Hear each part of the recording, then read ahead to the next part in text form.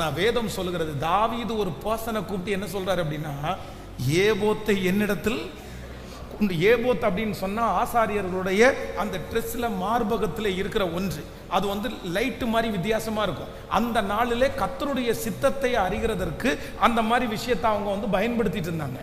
ஆனா தாவீது என்ன சொல்றான் அப்படின்னு சொன்னா, எனக்கு முன்னாடி இவ்வளவு பெரிய பிரச்சனை இருக்குது, நான் முடிவெடுக்க வேண்டிய ஒரு சூழ்நிலையில தான் இருக்கிறேன். ஆனால் நான் யாருக்காக வெயிட் பண்ணுவேன் அப்படின்னு சொன்னால், யாரிடத்துல நான் கேட்பேன் அப்படின்னு சொன்னால், எவ்வளவு அவசரமாக இருந்தாலும் எவ்வளவு என்ன அவசரப்படுத்தினாலும் நான் கர்த்தரிடத்துல கேட்காம என்ன பண்ண மாட்டேன்னா செய்ய மாட்டேன். ஆண்டவருடைய பிள்ளைகளே, உங்களுக்கும் எனக்கும் இரண்டாவதாக ஒரு அபிஷேகம் வேணும், இரண்டாவதாக ஒரு ஞானம் வேணும். எவ்வளவு வேணாலும் அவங்க கொடுக்கட்டும், எத்தனை பணம் வேணாலும் கொடுக்கட்டும், எவ்வளவு அவசரமா வேணாலும் இருக்கட்டும். ஆனா உங்க வாழ்க்கையில ஒண்ணு மட்டும் நீங்க நினைச்சுக்குங்க, எல்லாத்தையும் யார்கிட்ட கேட்கணும் அப்படின்னு சொன்னா, அந்த தண்டை நான் பின்தொடர வேண்டுமா வேண்டுமா? ஆண்டவரே இது சித்தமா? ஆண்டவரே இது தேவையா? நான் இதை எடுக்கலாமா?